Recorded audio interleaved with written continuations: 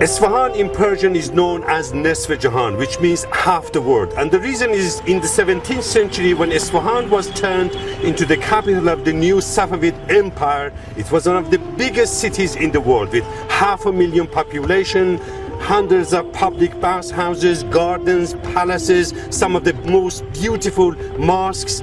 And there is also another reason for that. Shah Abbas the Great loved to invite foreigners to his new capital. At one point, there were Europeans here, the French, the British, there were Armenians, Georgians, and also different religions used to live side by side peacefully in this city. The Armenians, the Zoroastrians, the Christians, the Jews, and Muslims, of course.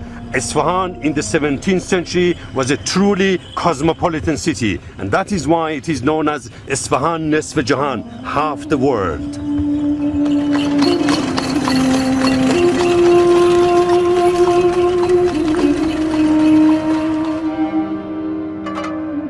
Shah Abbas the Great ruled Persia at a pivotal time in history and politics. He succeeded in turning Persia into a world power with its own national identity. This sense of identity was partly down to ridding the country of invading forces and of bringing feuding internal factions under his control. But this national identity also stretched to religion.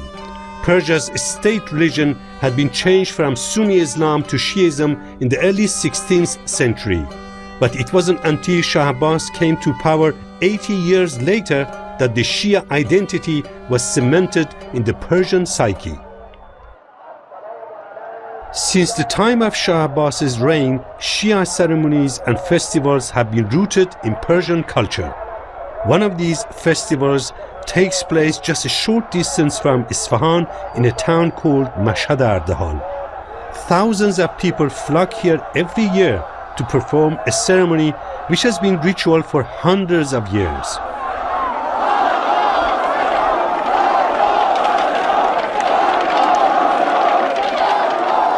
The beating of the sticks is to avenge the death of a Shia martyr, Sultan Ali.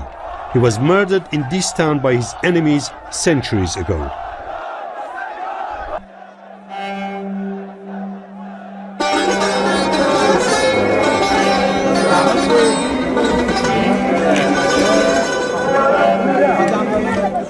And, as with many Iranian customs, the festival ends with a giant feast where literally thousands are fed for free.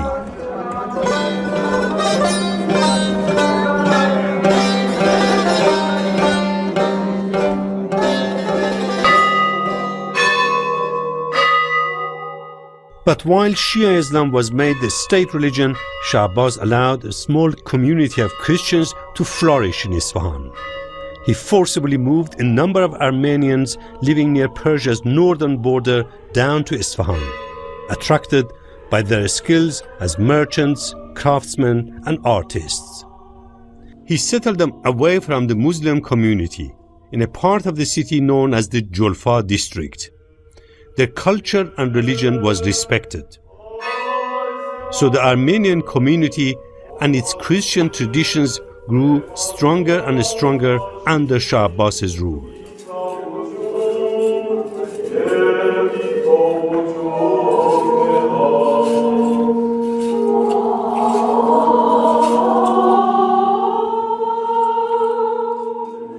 The Armenians are a religious minority here with special rights to worship.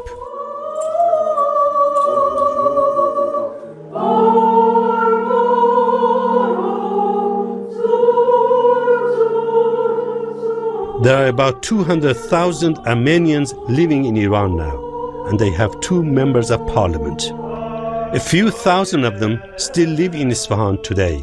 They have 13 churches, but only a couple of them hold services now.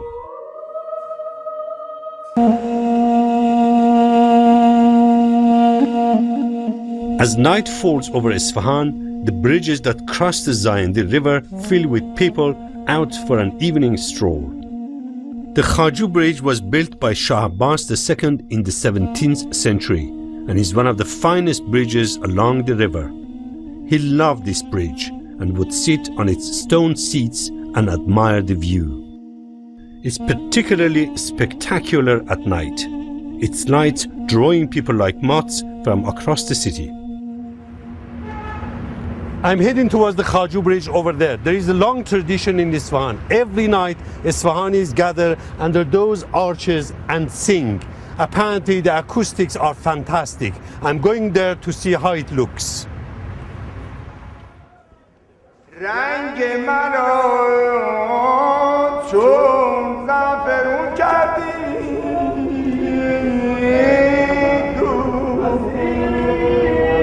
It's my last night in Esfahan, and I'm determined to exercise my vocal cords loudly.